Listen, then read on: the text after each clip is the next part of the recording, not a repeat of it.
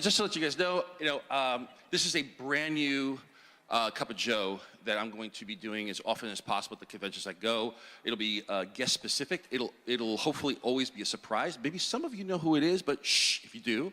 And the idea is just for me to just talk to people about storytelling. And those storytellers can come in all shapes, forms, sizes. So the person, I'm gonna bring in today, my first guest at this, my inaugural live Cup of Joe, is a very, very good friend of mine. We've known each other for quite a while. But I still, to make these interviews interesting, I wanted to do a little bit of digging and ask questions that the guest maybe doesn't get asked quite often, that you guys don't get to know. So when you meet our guests, you're gonna know immediately what they do, but we're probably going to avoid asking too much about that because you guys know this stuff.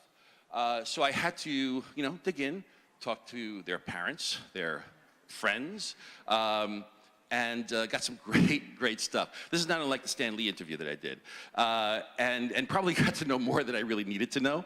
But it's true. If it's true what they say that that you could judge a person by the people closest to them. Now I understand why I love this person so much, because their friends and family are outstanding. So let me tell you a couple of things I found out about this person before they come on stage. It's a he's a master at his craft, never stops learning. He's a fantastic father, a bit of a prankster, so a world-class storyteller. This I didn't know. He's incredibly competitive, and he's passionate about, he'd call it football, I'd say soccer. Here's another one. He only wears black, white, gray, and dark blue. I've seen him wear another color, but you know what? I have two people here who I think would do a better job at introducing this person. Zuzu and Carly, can you guys come up here? Come on up here, real quick. Come on, girls. Past and present. You guys know who the guest is, don't you? Yeah? Are you fans? Yeah? Okay, you want to tell the audience who it is? Charlie Cox! Thanks, girls. Charlie! There he is.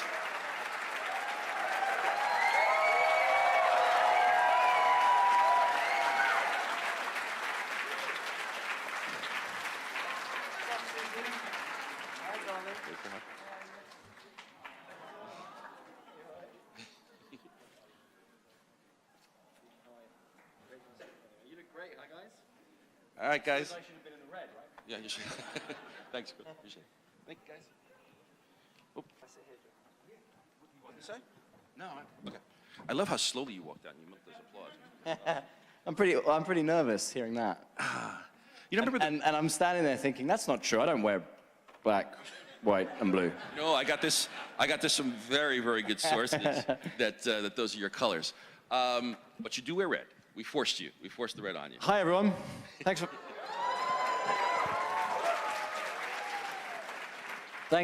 for having me. Not super competitive. Not true. We'll find out.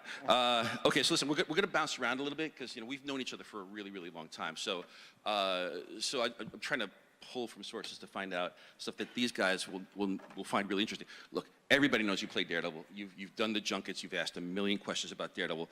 So we really haven't seen each other much this summer. I mean, you've been traveling. I've been traveling, but you also filmed a new movie, and I purposely didn't ask you any details about it because I kind of wanted to find out, along with everybody else, about this new movie. Whatever you could tell us about it at this point. Oh yeah, God, I don't even know what I'm allowed to say. I'm probably allowed to talk about it as much as I like, but coming from Marvel, I'm always in fear that I'm not. Yes, we have shield ninjas that would tell. Yeah, a lot of people over here don't know about it. If you're British or you're from the UK, it was very well-known story. A couple of years ago, 2015, there was a robbery in the Diamond District in London, a place called Hatton Gardens, and there's it's a very famous Diamond District. There's one particular safe depository where all of the shops on that avenue, where they keep all their money and their diamonds and blah, blah, blah.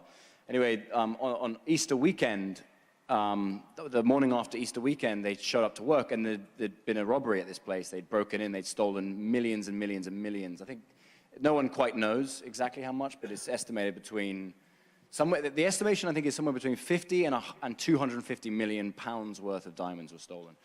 Anyway, and they started looking around for these guys, and you know, there was talk about this Albanian group called the Pink Panthers who might have done it, and it was clearly a really high-end team of thieves and very meticulously planned.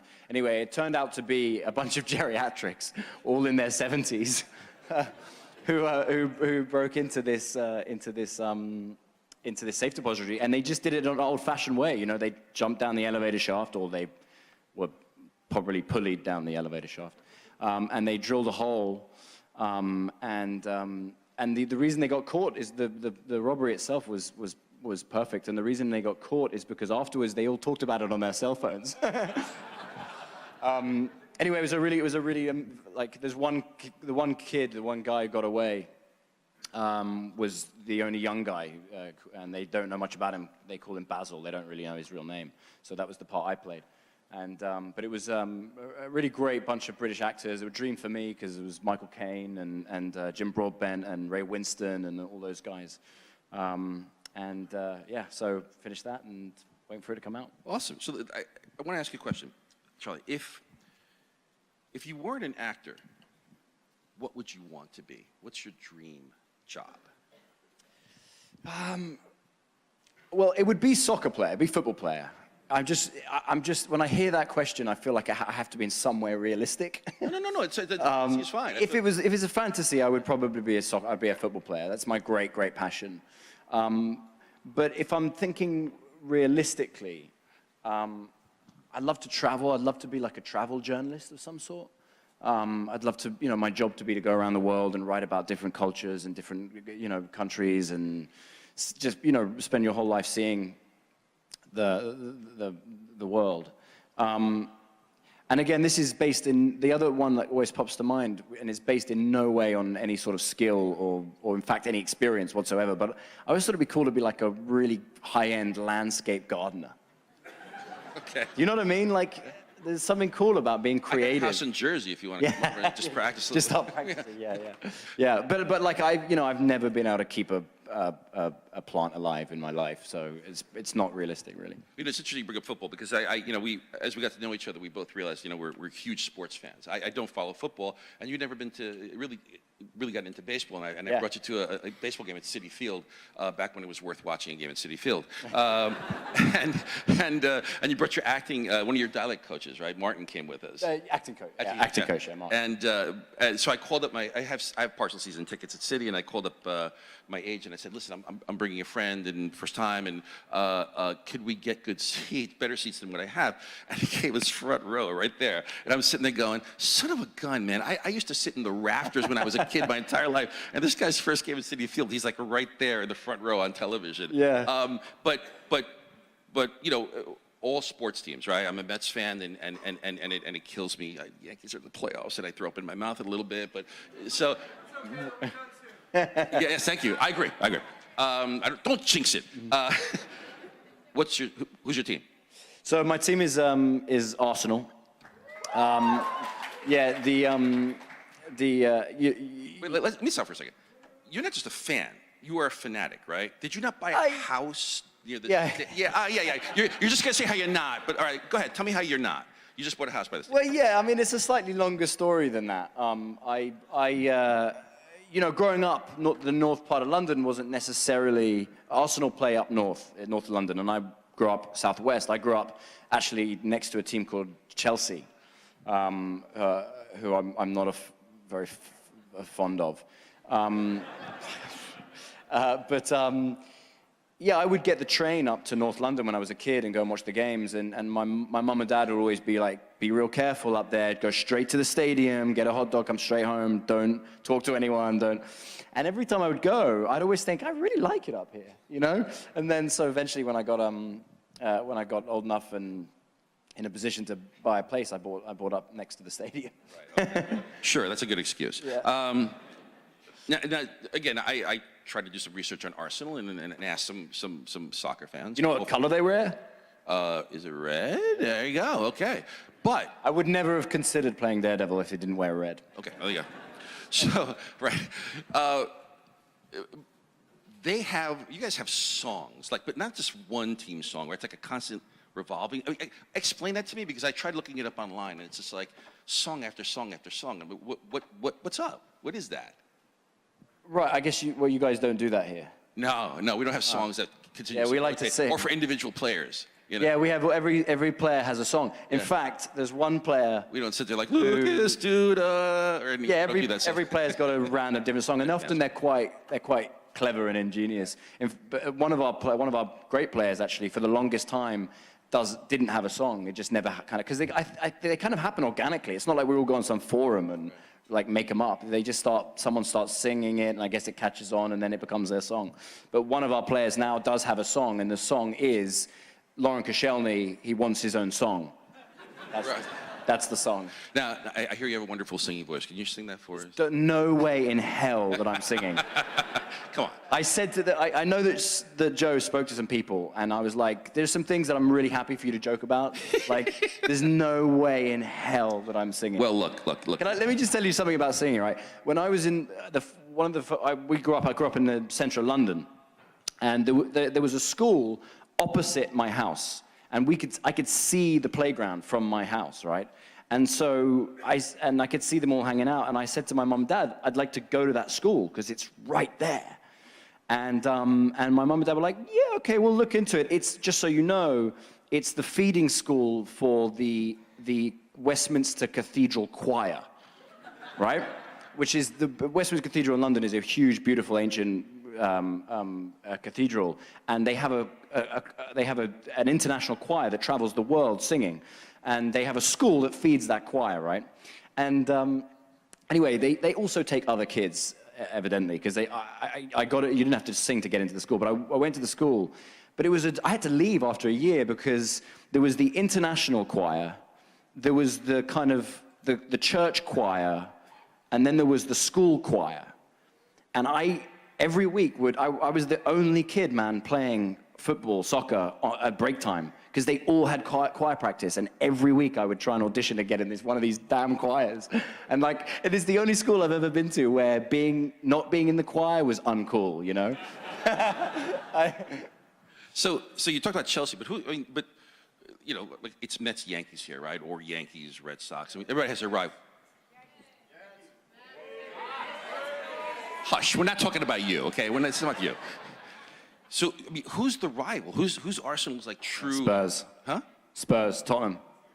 Tottenham. Really? And that's really, talking about songs, that's really funny, because when I go to bars, we say, it's Tottenham. That's how you say it, Tottenham. But it's spelt Tottenham. Right? And it's the one thing when I go to bars in the States to watch my team play, and they sing the Tottenham songs. We've got a bunch of songs about Tottenham, like We Hate Tottenham, blah, blah, blah. But it's the one songs that never quite work in the States because everyone tries to sing We Hate Tottenham, and it just goes on too long, you know? Well, you know, so I wanted to bring a little edge to this interview, you know, because we know each other, and I sometimes feel like, you know, maybe sometimes the better interviews are when they're a little more acrimonious, right? So could you hold this for me for 1 second? Sorry. I just wanted to let you know. I'm so nervous right now. Oh my God.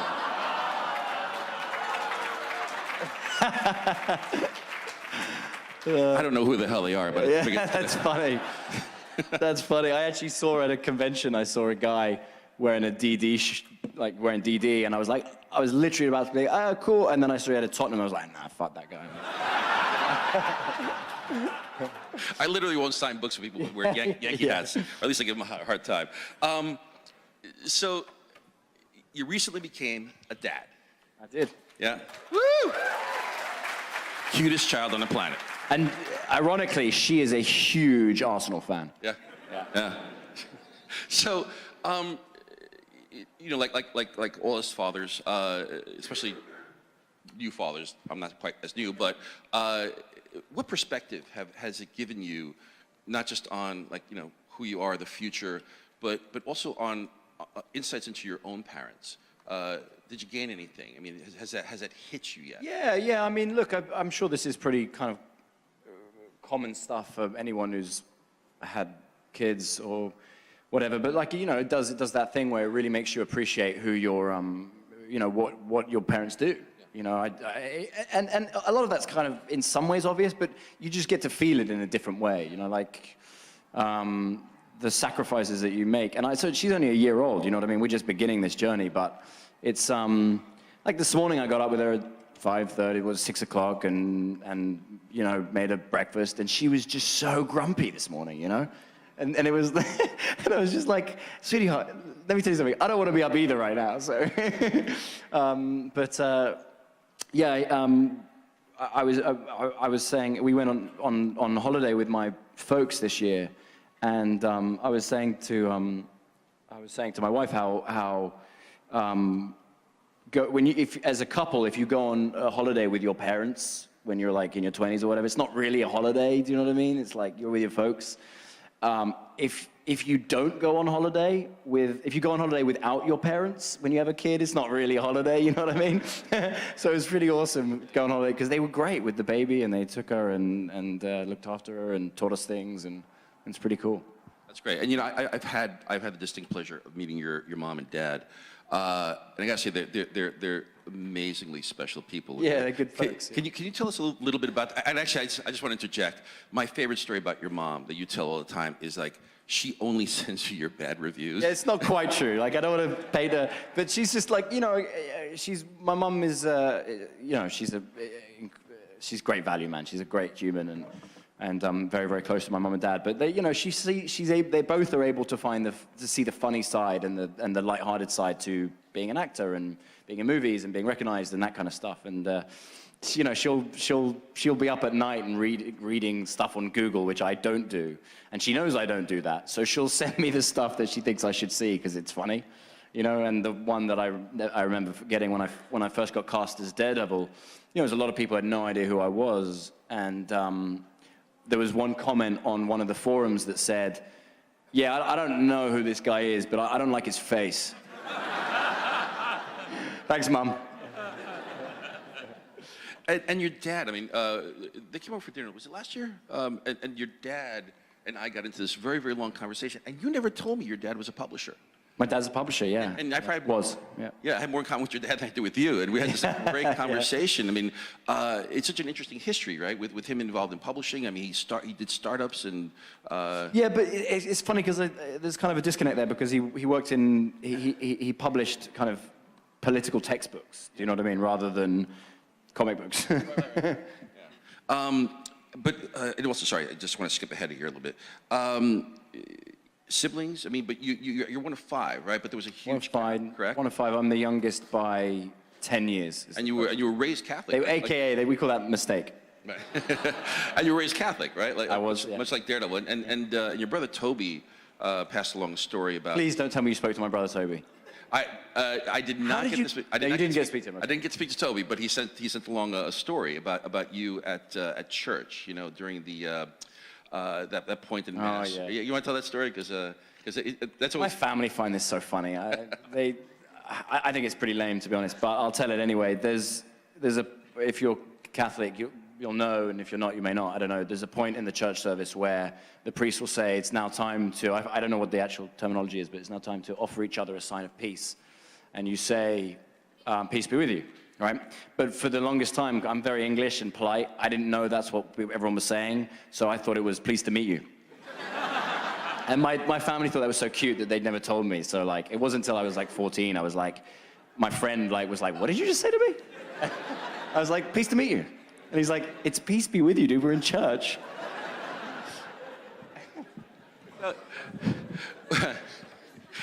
It's, I'll tell you, you know, we have someone who works in Marvel called CB, right? CB yeah. Cebulski.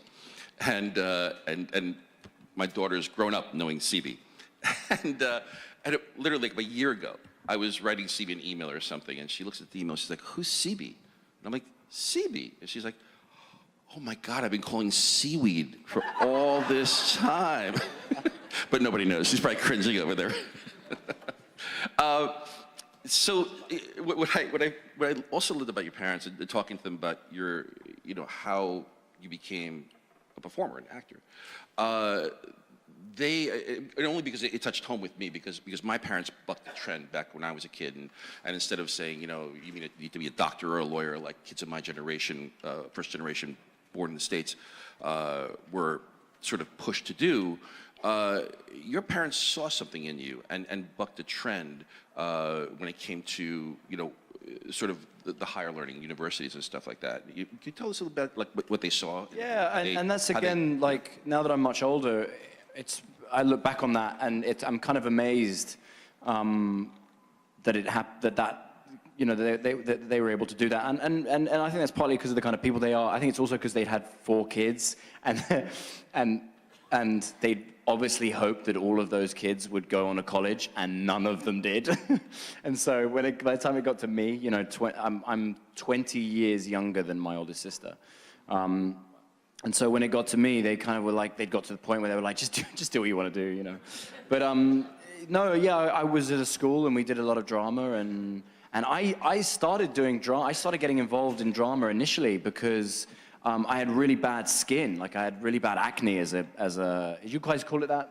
Yeah. I had really bad acne as like a 14-year-old, and or whatever. And on the weekends, all my buddies would go and hang out with the girls, and I was too embarrassed. I was too shy to go and do that. So I just got involved in theater because it was an excuse, Yeah, and I just kind of did a lot of theater at school and really enjoyed it. And one of my dear friends, who was a really good actor, and we did all the plays together, and he was, we were always fighting for the best parts, and he one day he went home and told his mom and dad, I think I want to be an actor. And they were like, go to your room right now and think about what you just said, And he wasn't allowed to be. It was just, they said, we'll talk about it when you get out of college. And it was not even an option for him. And so for me to, my mom and dad said to me, you're really good at this. Why don't you consider doing it as a career? So maybe I wouldn't speak so fondly of that moment had it never worked out, You could have been a landscaper. Boarding school, though, flashing back a little bit, right? It seemed like that was a formative time for you.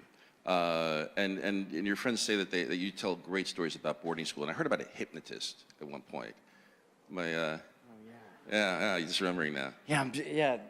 Have any of you guys ever seen or witnessed a hypnotist or hypnotism? Look, I don't know. I don't want to make the story too long. It's one of the best days of my life. At the end of the school year, I don't know what, at the end of your time at school, and I was at this boarding school for 10 years or whatever it was, and also I have to preface it by saying, you live with these guys. Like, I lived in dorm rooms with these guys. I knew they were like brothers to me. I knew them like the back of my own hand because we would go away to school for months, and at the end of the term, at the end of the final year, the treat at school, they brought in this hypnotist to do like to do a show. And some of my friends got hypnotized, and first of all, there's no doubt in my mind how powerful that stuff is. It just blew my mind. But also, seeing your best friends get hypnotized is one of the funniest things you can ever imagine, because you know them so well, so you know what they're capable of, and just the looks on. I'll just tell this one story real quick. There was this one kid. This hypnotist came in. We volunteered. There's 100 kids, and we volunteered on the night. So there was no chance of any kind of funny business. And I think about 20 people went up, and about 12 of them it actually worked on, and the other 8 had to go and sit back down because it didn't work. It doesn't always work, right? There's this one kid called Rich, and his grandfather, his father, and both of his brothers were in the RAF. They were fighter pilots, right? And that was all he was ever going to do. All he talked about was planes. That was his thing. And anyway, he was one of the kids who got hypnotized. So they were up there going through the show, and we're all laughing, and it's too funny. Like, they're doing this stuff that they would never want to do in front of people. And he gets this one part of the show where he's like, okay, now when I click my fingers, you're all going to sleep. And when I click my fingers a second time, you wake up and you're flying a plane. And then I'm going to click my fingers a second time, and one of your engine goes. And then I'm going to click my fingers a third time, and then the second engine goes, and you guys are free falling. So he does this thing, and he goes through it. And of course, they're all flying the plane, and he clicks their fingers, and they all kind of get a shock like this, and they're like, oh God, and they look out the window, and like to try and press some buttons or whatever, I don't know. And we're all laughing. It's like the horror on their faces. You'd have to be the best actor in the world to be able to pull that kind of stuff off. And then he clicks his finger a second time, or third time, whatever it was, and all of them just start like screaming and looking like, ah, ah, and holding onto their chair like this, except for this one kid, Rich Fox, right? Who, I gotta put this down, who literally goes like this. He goes,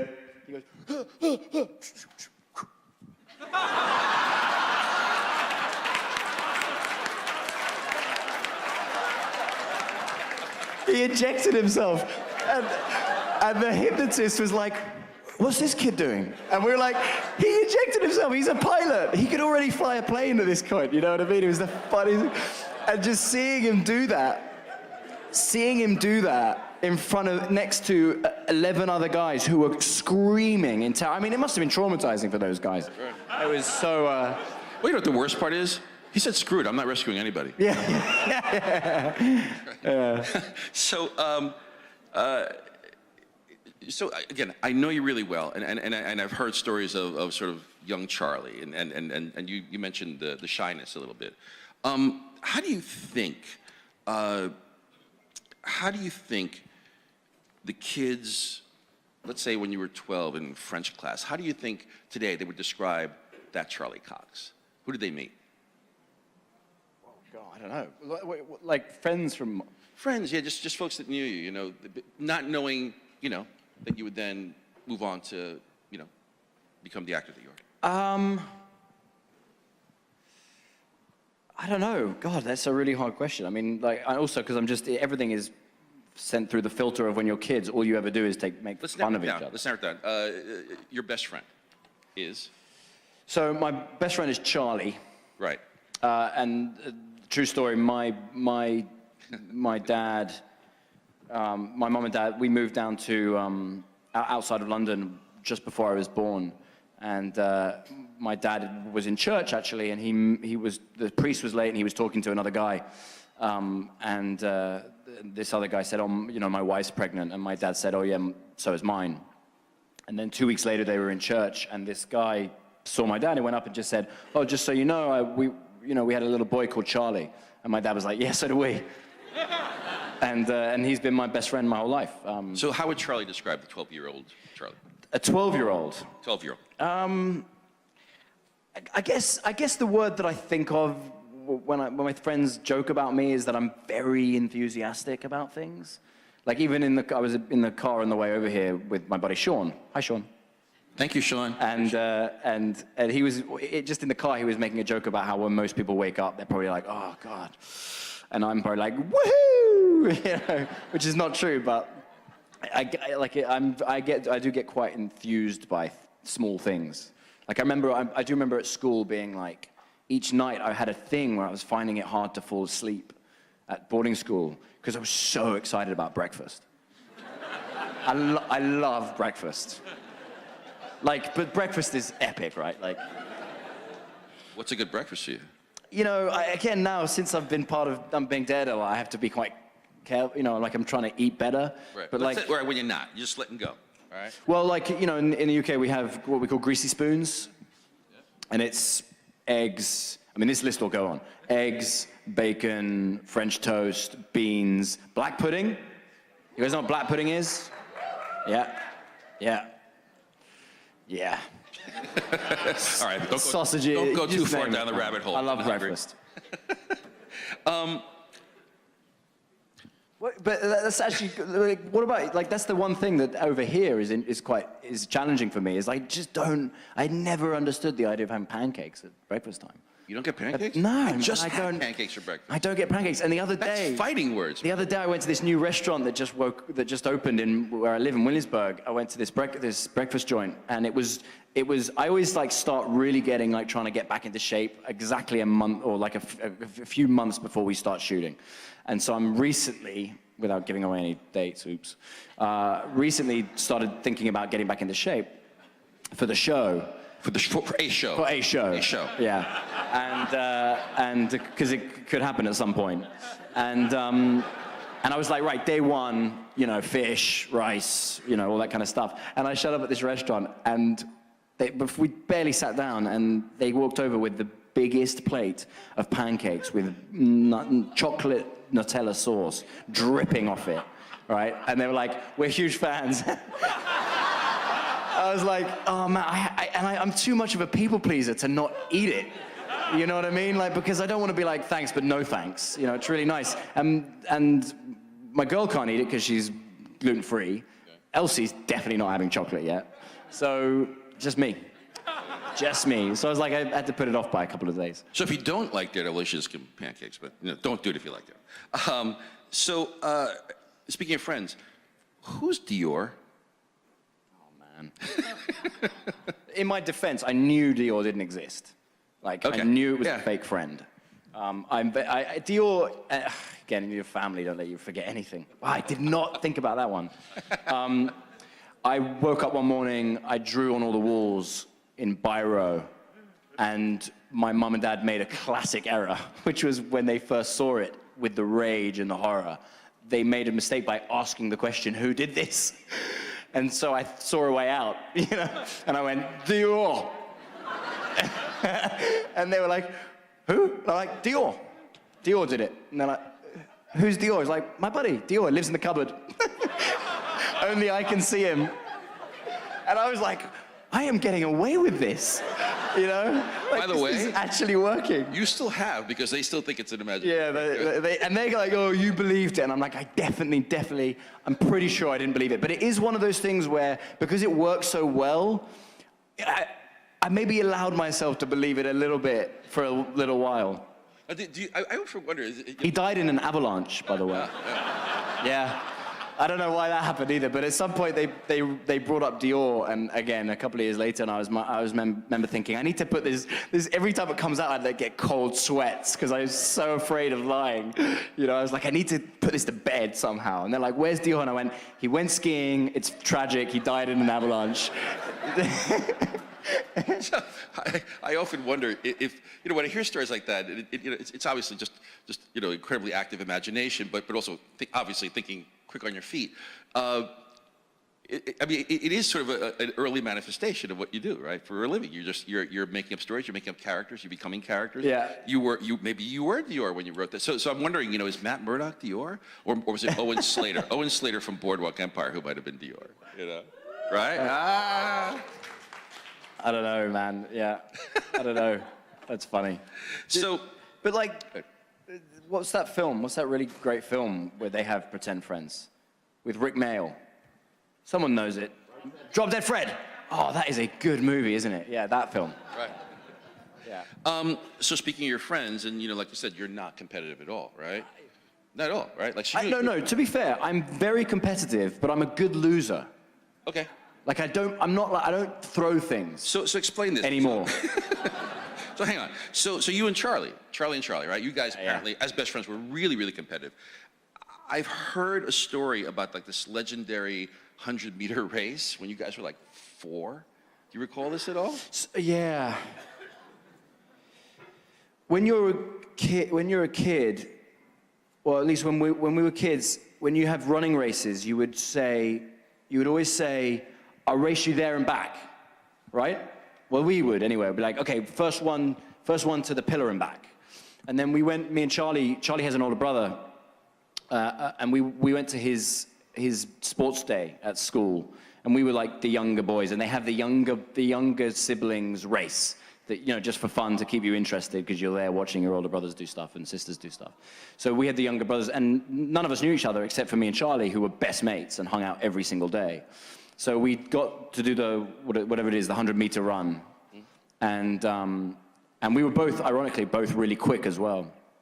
And so we no one said there and back. They just fired a gun. Right. And so we just ran to the end and then turned around and ran back. But then there was no end to the back. Right. So there was this period of time where both of us were just running, and it just went on, and all the faculty and like parents were trying to catch up to tell us it's over, and we both won. Yeah, I heard a story about there was some art competition, and you guys had to paint Santa Claus, right? Who told you this stuff? A reporter does not reveal his source. So this is one of my favorite stories. This is we went, at day school, we went to, well, there's two things I'll tell you about Charlie. The first is... He's not an imaginary friend. He's not my imaginary. Charlie's my best friend. So there's two things I'll tell you about Charlie. One is, do you know the Mr. Men books? Yeah? You guys know Mr. Men books? You have that here? Yeah, like Little Miss Sunshine, Mr. Grumpy, the little square things, right? So there was one, we were in daycare, whatever it was, daycare one day, and we found this one called, I don't even know which one it was called. It was like Mr. Silly or something like that. And we thought it was so funny, this book. And there were two of them, and we stole them. And we put them in our jumpers, like hid them. We were like 4 or 5, and we stole them. And we went home. And as soon as we got in the car, my mum, every day we would either go to one of the other people's to play. And we got home, and my mum was like, "Where did you get those books?" And we're like, "Oh, we just took them with us to school today." And Mum's like, "Yeah, right." So anyway, I don't remember because I was too young, but I know the next thing is we have to go to school like a couple of days later and publicly hand them back and apologize because, they kind of became a thing. And I'll never forget, we got there and I was like shaking and crying. I was so upset about it. And we got there and like the school's at the assembly and the teacher's there and it's like an organized thing and I hand over my book and I say, "I'm really sorry." And then Charlie hands over his book and says he's really sorry. And then he reaches into his pocket and he takes out a snow globe and he hands it over. And he reaches into another pocket and takes out a couple of Mars bars. And he said this he was covered in this loot that he'd taken over the course. In those 3 days, he'd really got a taste for it, But the story you were asking me about, which had nothing to do with it, was what? Santa Claus. What? The Santa Claus painting. Oh, was it Santa? Yeah, so we had to do paintings, and every day you do a painting, like a finger painting or whatever. And years later, one of these, Charlie did this beautiful painting, or beautiful for a 5-year-old, whatever. Then it's one of the ones they framed in the house, and it says Charlie G on the wall. And a few years later, he told his mum and dad, he came out, he's like, "I can't hide it anymore. I didn't do that." Charlie did it, and I was so jealous of it, I turned the C into a G and told them he stole my painting. And it still hangs in their house. I was trying to get a photograph of it, just not enough time. So, there's a little bit of clickbait here, but McDonald's in a lot of ways was kind of responsible for you being where we are here right now, right? Didn't your dad call you to London to have a lunch? And you were coming and you were looking for a job, you were going to apply at McDonald's? Oh yeah, I applied at McDonald's to get a job. Right. Didn't get it. Right. But didn't you meet some old friends and yeah? Yeah, so I guess you're right actually. God, I hadn't, so. I know more about you than you do. Yeah. No, that's kind of how the whole thing started for me, actually, I guess, because my mum and dad had said, you need to get a job, and so I went to, I lived in London, but I went to meet my dad for lunch to talk about what kind of job I was going to get.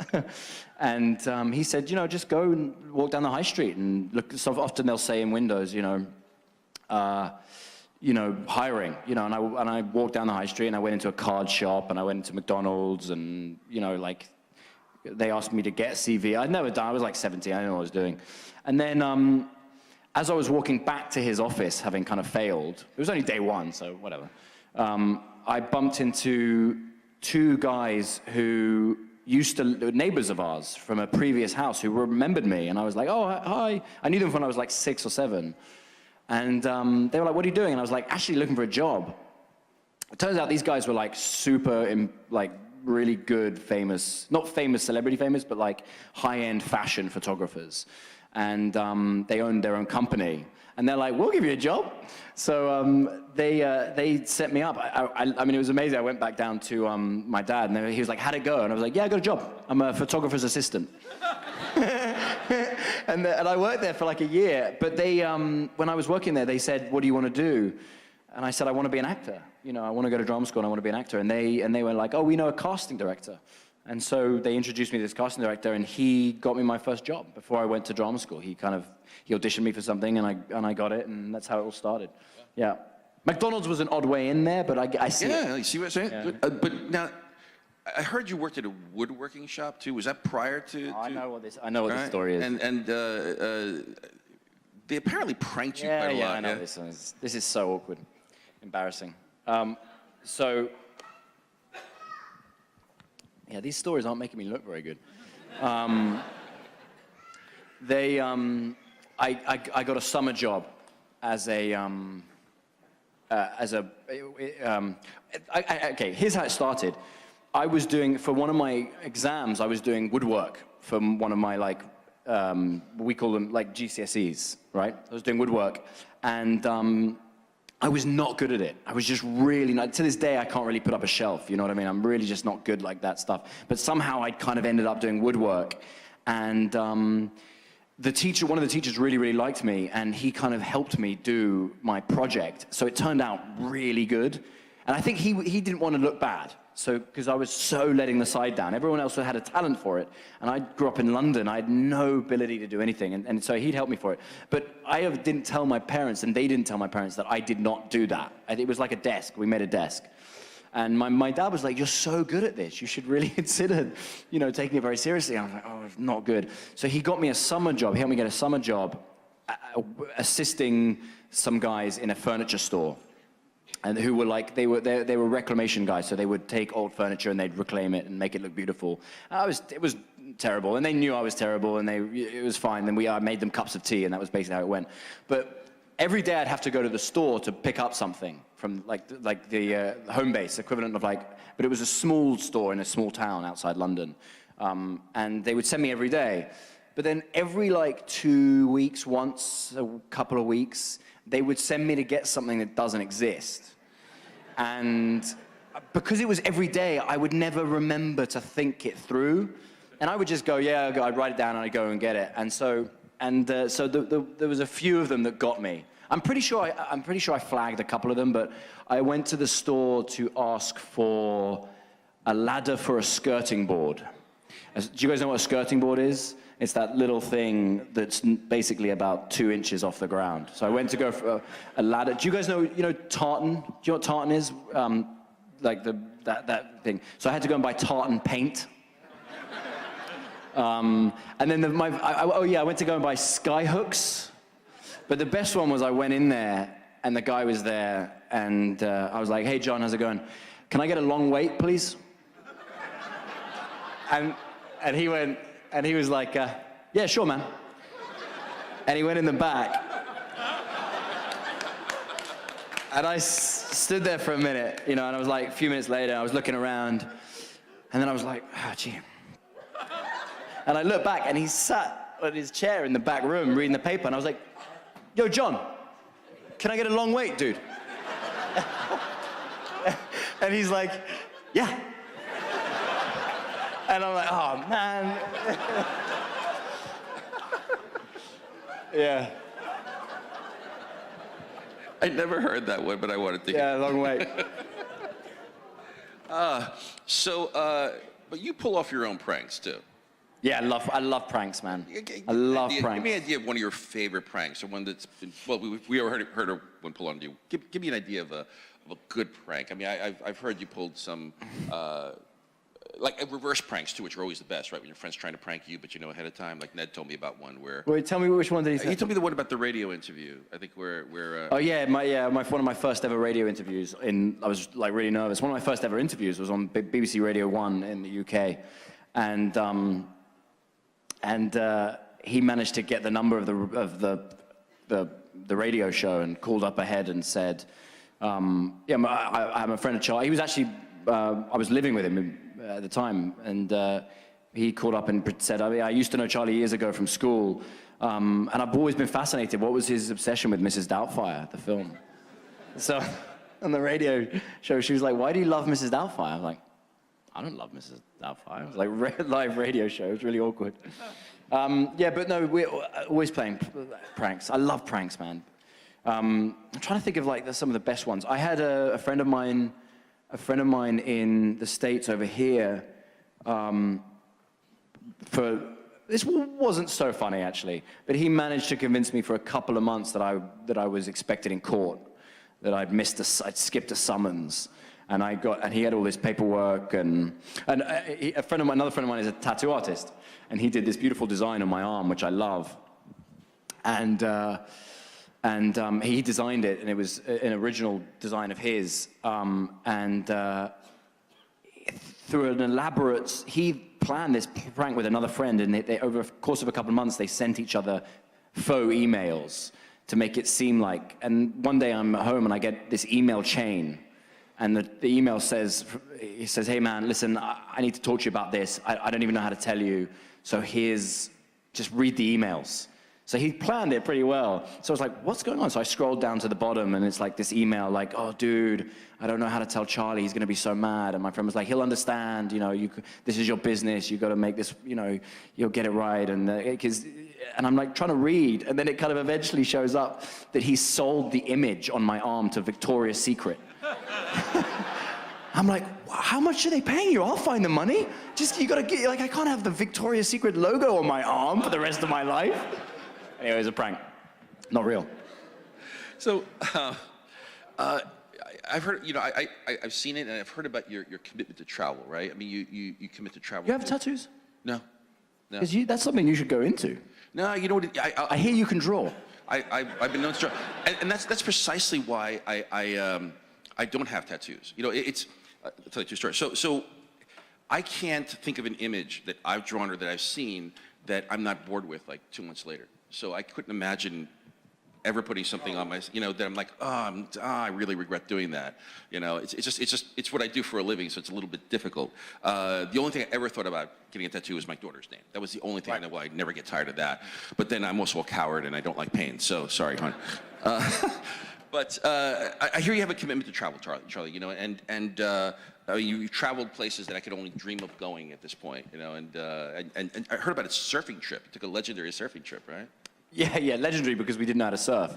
And we decided it's now or never. We would just turn 30, me and my buddy Ned, and we just thought like if we're ever going to learn how to surf. Surfing's one of those things that you want to have done once. And when I say surfing, I mean actually stand up. And so we decided let's go surfing for a month and see if we can do that. Right. Where'd you go? So we flew into Panama City, and then we were going to drive to. We were going to drive all the way through to Guatemala, which is, I guess I'm trying to remember now, but it's like Panama, I think Costa Rica, El Salvador, maybe there's another one in there, and then Guatemala, something like that. And so we drove the length of Panama surfing, and then we got to the border and realized we couldn't take the rental car.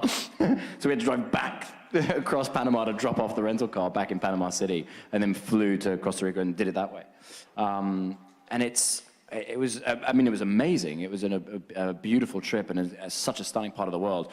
Didn't manage to do much surfing. We just kind of got the timing wrong. The waves were way too big. I remember a couple of days of just being like, right, I'm gonna go out there and I'm gonna get a wave. And then 45 minutes later, I'll be back being like, I almost made it out. I almost made it out this time. Now, I also heard about a trip. You have like a sort of an intimate trip in relationship with the novel Shantaram, correct? Yeah, I love that book. Yeah, and weren't you like traveling across the globe, almost like following the chapters of the book? Not quite. So, again, a friend gave me this book, and it's a really long book, and I'm quite a slow reader. And so he gave it to me on my birthday. I was like, oh, dude, appreciate it. Never going to read it. It's way too long. But he said to me, just read the first page, and I challenge you not to finish it. And I did. I read the first page, and if you ever get the chance, it's an amazing book, amazing story about this guy in India. But I was unemployed at the time. I wasn't working. I was in London. It was cold, and I was loving this book. I read 100 pages of this book, and I was loving it. And I'm a little bit impulsive, and so I thought. And I was just reading about all these amazing places in India. So I booked a flight, and I went to India and finished the book in India. And I didn't so much travel the places, because that would be too much, but a lot of the book takes place in Mumbai, so I was there for a while, and then a lot of it takes place in Goa, so I went there. Wow. So just pretty expensive book in the end. I was gonna say, hope it ended well. So there's a couple of things just so folks know. I mean, you're not on a social network, right? Not a thing you care for. Not on social media. Right. I hear you're a hell of a chef. Hell of a chef. Oh, that's not true.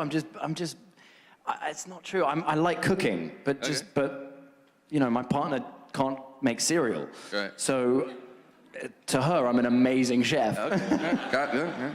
Yeah. Hot yoga, dude. What's up with that? I like hot yoga. Yeah. You guys okay. been to hot yoga? All right, let's see if you guys... It's like a kind of a cheat because I think you feel like you've had a real, like, crazy workout. Right. So you go from there to polar bearing? Yeah, I love polar bearing. I love polar bearing. You guys know what that You guys is? know what polar bearing is? Yeah, when you, like, polar bearing is when you swim in really, really cold water and, like, yeah. I love polar bearing. So, like, essentially, if I can find a lake or something where it's small enough that you have to break the ice, that's my favorite. Yeah. That's just dumb, dude. There's just like no good reason for that. It's such a good feeling. No, I love polar bearing. All right then. Yeah. You love your motorcycles, right? That's your I do. I'm not really allowed one anymore, but I do. Because you're a dad. Yeah, I'm a dad. I know. And I'm kind of me who's not really allowed one. Yeah. But actually, you. So, Sam, we walked past this motorcycle the other day, and I was like, oh, that's so cool. Look at that bike. And Sam was like, you get one. I'm like, what? I thought I wasn't allowed one. And she's like, you can't stop someone doing something they love doing. If you want to get one, get one. But you should know, Joe Casada told me this story the other day, and she told me a horrendous story, and now I don't want to ever look at a motorbike ever again in my life. Well, Thanks for that. She said I keep telling him horror stories. Oh, here, I got a couple, you know. Because there are, and I mean, I would love to get one too, but I'm forbidden. Yeah, that's right. I found out you used to have a bike. No, I never did. By the time I wanted one, we just had my daughter, and I was like, no, you're not allowed. You got a kid, you got to be responsible. Yeah. You know, someday, maybe. I got a convertible. What the hell? Rock and roll. Rock and roll, yeah. Woohoo! All right, so I want to open it up a little bit for questions. I know we have 2 questions here, right? But since Zuzu and Carly were so helpful, Zuzu, here, I'm going to come over to you. She has a question for you, Charlie. Hold on a second. Hold on. What's your question? Can you tell about the whale story? The whale story, Charlie. The whale story. A joke? Whale joke? I heard you told a good one. The whale. Okay, I love jokes. Ah. I love it. And I'm one of those weird people who remembers jokes. You know, people who say, oh, I can never remember jokes. I really remember jokes. Yeah, I guess I can tell this. Although, to be completely fair, it's my buddy Sean's joke. I'm totally stealing it from him. Sean, would you like to get up here and tell this joke? You guys want to do it together? Come on, Sean. Come on. Come on. All right. Go. Sean, ladies and gentlemen. You gonna tell this joke, buddy? I'll tell it with you, yeah. All right, we'll tell it together. I mean, it only takes one of us, but we'll tell it together. So just a backstory. By the way, it's not a great joke. It's just I love dad jokes. You guys know what dad jokes, like really simple jokes? Right, do you want to do the sounds? I'll tell it, and or the other way around.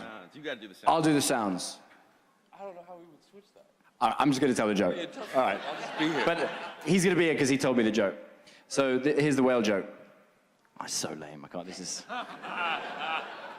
Okay. Two whales are in a bar. One of them goes.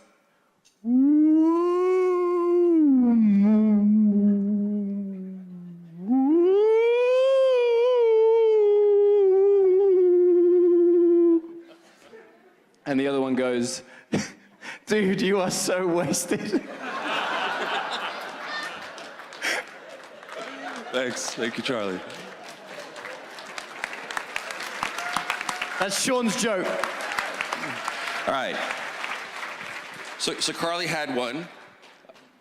Charlie? No, I said for Charlie. I was asked. So go ahead. Can you tell us about the I shat myself joke? Another joke? You guys want another joke? Oh, no. Okay. I guess because Carly said it, I can say it. Yeah. Okay, here you go. 2 old English gentlemen in a bar, in a pub, reminiscing over their lives. kind of drunk, and one of them says, "Oh, well, I remember years ago, I was in the desert in India, and this lion came out of nowhere. It was about 8 foot long and 5 foot tall, and this thing, it walked straight up to me, and it looked me in the eyes, and it went, Rah! I shit myself." And the guy, his friend says, "Oh, don't worry, old chap, I'm sure I would have done the same thing." And the other guy goes, no, I shit myself just then when I went, Rah! Thank you. You can thank Sam for that one. Sam made those requests. All right, guys, let's open it up for you guys. There's a mic over here. Anybody have any questions? Oh, mic over here. Sorry. Questions for Charlie. Go. Hey, my name is Razi from DC. I just want to thank Joe and Charlie for doing this. This is awesome. And also congrats to becoming a dad. It's Thank you so the much. greatest thing ever. Thanks. And also loved you in Broadway Empire. So my question is about how faith in your life, both as an actor as well as someone you play on TV, has impacted either how superheroes see morality, and both in terms of the kind of the blurred lines of good and bad, but also, you know, why do you think now is a time to have people like Miss Marvel, who's a prominent Muslim female character, Daredevil, who's a prominent Catholic male character, to kind of be at the forefront? And why aren't there more, you know, characters that have faith as an identity? I feel like that's a question that you should answer better. Yeah, I mean, well, here's the thing. I mean, there have always been characters like this, you know, and to me, it's just, again, I hear the word diversity used a lot. Diversity, diversity. To me, the word for me is inclusion. It's always been about inclusion, right? We're all in this together, and we love characters of all shapes, sizes, creeds, religions, genders, preferences, whatever it may be. So I don't think we're doing anything different today than we did back in 1962 when Stan created these characters. You know, can we do more? Sure, we probably could do more. But to me, it has to come out of the act of storytelling. If we sit there, when inclusion fails is when any company sits there and says, we need to fill a quota of a certain number of characters, because it doesn't come from story. It doesn't come from an honest place of creation. And that's why I think when you see characters like that succeed, you know, it comes from a place of creation. But thank you. So we're running really, really short on time, guys. So next question. Thank you. One other thing, I want to thank all you guys for coming here. I also want to thank all the volunteers that work the show. Let's hear it for those folks, because they do a great work. So yeah, go ahead, real quick, guys. Hey, Charlie, how's it going? Thanks Hey, for man. coming out. You too, Joe. Question for Charlie. In Daredevil, the way you perform, like your eye movements, it's like really convincing. I have friends who have visually impaired, and how did you train for that kind of? Yeah, I mean, Marvel, the production set me up with a gentleman who's now become a good friend of mine, Joe, who has been legally blind for 20 years.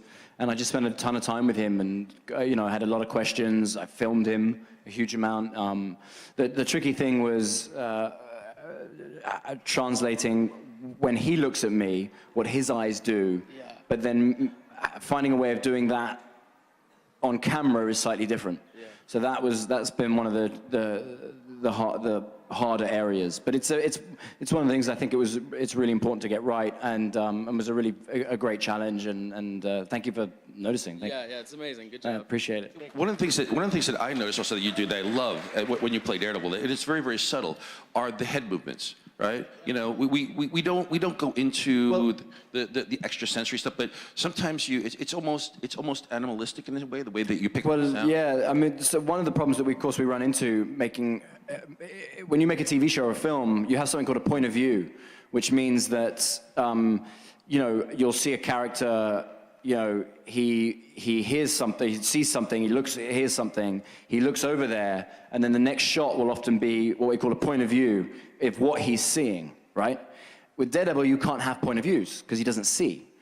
So we have to find ways of having a point of view without having a point of view, if you know what I mean. So one of the things that I'm not convinced that if you know, the Daredevil would ever really need to, as you say, cock his head a little bit in order to hear something better, because of his hearing is so advanced. But in order to tell that story, hopefully realistically on camera, we need to tell the audience that he's heard something. Do you know what I mean? You can't, and so often you have to tell the audience that he's heard something that no one else has heard. Even the audience. Sometimes we don't even have that. Sometimes we just see Daredevil go, what? And we know he's heard something, but we don't know what it is. So that's where that came from. But I literally copied my dog. Yeah. Because So that's what I'm saying. I don't. yeah, that's what you say. I'm animalistic. That's what, you know. Yeah. Any of you guys have dogs, you know, if they're playing blah blah blah, and then they hear something. Yeah. So it's not like that, obviously, but yeah, that's where I got it. It's kind of like that. Yeah. But I never took it as though it was a cue for point of view, which is interesting. I never knew that. But I did take it as though, again, it's almost like something, just the senses have perked up, like, wait. Yeah, something's up. Yeah. Something, there's an electricity in the air, you know, Yeah. whatever that may be. Next. Quick question. Hi, Joe and Charlie. Thanks so much for this. I'm Nat. I hope you'll forgive me a slightly Daredevil question. So any actor, any character that we see on screen is obviously some combination of what the actors bring to the table, the director, and what's on the page. I was wondering if you could talk a little bit about the struggle to bring a character to the screen that people have such a defined idea of already, and also like what elements of the Netflix Daredevil are Charlie Cox. Yeah, great question. You know, I think a lot of it is luck. You know, I really do. I think I have to trust that the people that hired me knew what they were doing.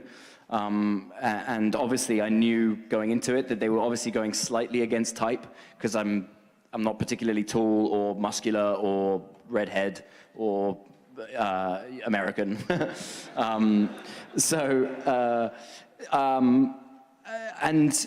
You know, the thing that I do is that I read a ton of comics and read it very quickly. Having never read comics, Daredevil comics, I very quickly realized that Daredevil within the run of the Daredevil years in print changes a huge amount. So there was no way that I was going to be able to kind of encompass all of those Daredevils. You know, like I think Frank Miller's Daredevil is very different to Joe's, to Jeff Loeb's, et cetera, and Brian Michael Bendis's. So I kind of tried to find which of the comics best represented the script that had been written. I had the first two scripts of season one, and then just try and, as an actor, the thing I try and do is I try to identify what do I have in common with this person and what do I not have, and then I work on the things that I don't have, and hope that the things that I have in common remain there. So I tried to, and I always try with the character, I always try to make sure that you identify with the parts of the character that you don't necessarily think of as very likable. Because I think one of the reasons as humans, I think with the way we relate to people is not just through the things that we admire about them, but also the things that we struggle with ourselves. One of the things I love about this Daredevil, the Daredevil that we play on this show, is that he has a really short temper at times, and he's quite short with the people that he loves. He can be quite close-minded, and at times, if you're not willing to do it his way, then he hasn't got time for you, and I try and I want those to be there, as well as obviously the overarching factor that this guy is, all he's trying to do is help other people, and he's willing to sacrifice himself on a daily basis in order to do that and to help his community. So that's a great question. Thank you. And what I could add to this, Charlie, is also I was there through your audition process for you, and we had a lot of great actors come in, but what they didn't do that you did was that they all played him. the head cop. Yeah, they didn't have dogs. They played it very straight up, sort of what you would expect, the sort of the Frank Miller gritted teeth, when it came to those moments. But you had a whole other perspective to him that I sat there after your first audition, I'm like, wow, I felt that was almost like Daredevil as priest, almost, right? Because you were. I remember thinking that if this was real, if you had these kind of abilities, you'd probably feel like a bit of a freak. And you'd probably feel like quite ashamed a lot of the time, and I wanted to focus on that stuff. Like, what would it be to have a superhero who goes home at night and is ashamed? Even though he's helping and trying to do good, he's ashamed of himself. In the same way that even at school, if you're a kid who's got something different about you, that might be something that's really great, but if it's different at school, it's painful. You never want to be different, you know what I mean? And it's also the conflict, right? Because lawyer by day, vigilante by night, right? But that's something that Catholic during the day, wears the devil's clothes at night. Yeah. There's a lot to be, guilty, ashamed about. But I mean, your performance all through the audition process was so remarkably different than everybody, but always very, very consistent. cool, you know, thanks. so. But thanks for that question. Let's Thank do you very one much. more, guys. I'm sorry, we got a last one. I'm going to get yelled at here. All right. I'll never be invited back to the show. So. Hi, I'm Fisher. I'm a super big fan of Daredevil and of you, Charlie. Thank you. So, and this is like, I was shocked that I would actually be able to get to meet you and say hi. Oh, thanks, man. By the way, So, just real my quick, how many of you guys knew that Charlie was going to be the guest? Awesome, great, good. You did good. Sorry about Oh that. God, I'm so glad I didn't know. You guys didn't know? No. Oh God, I'm so glad I didn't know that. All right, so I'd be sat out there being like, no, they don't want to be here. What are you? No, they knew there was going to be something special. So did we get what we wanted? I'm sorry, man. I didn't mean to interrupt. All right, you're the last one. Go for it. Sorry, No. Fisher, go ahead. all right, so I know you have a non-disclosure agreement, so just don't look at Joe when I'm asking you this question. Is there? Or any of the cameras, right? Don't look at those. Is there anything you can tell us about the Marvel Netflix universe? Anything upcoming? Daredevil season 3, Defender season 2, anything? Can you give us anything? What do you think I'm gonna say? I'm guessing. Can you imagine if there's anything I could possibly tell you? Like I'm already having I'm gonna walk off this stage. I'm already having kind of vaguely cold sweats about a comment that I made earlier on.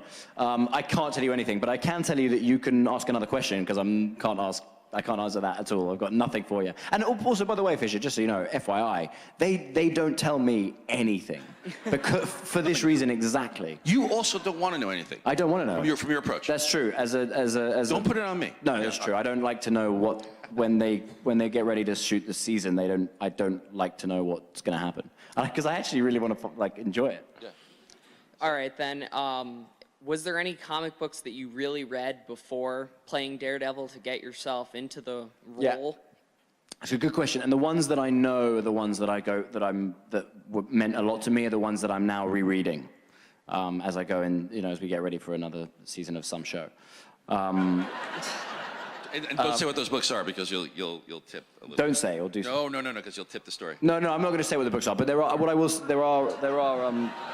I didn't even know that. I didn't even know that. Look, I love all of Joe's stuff.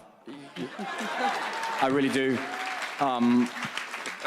Brian Michael Bendis and Alex Maleev's run, I think, is seminal. I think I go back to that over and over again.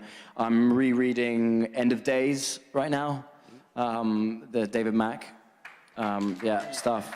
And my other boss, Jeff Loeb, did a beautiful run, Daredevil Yellow, with Tim Sale, which if you haven't read is like a love letter to Daredevil. It's amazing.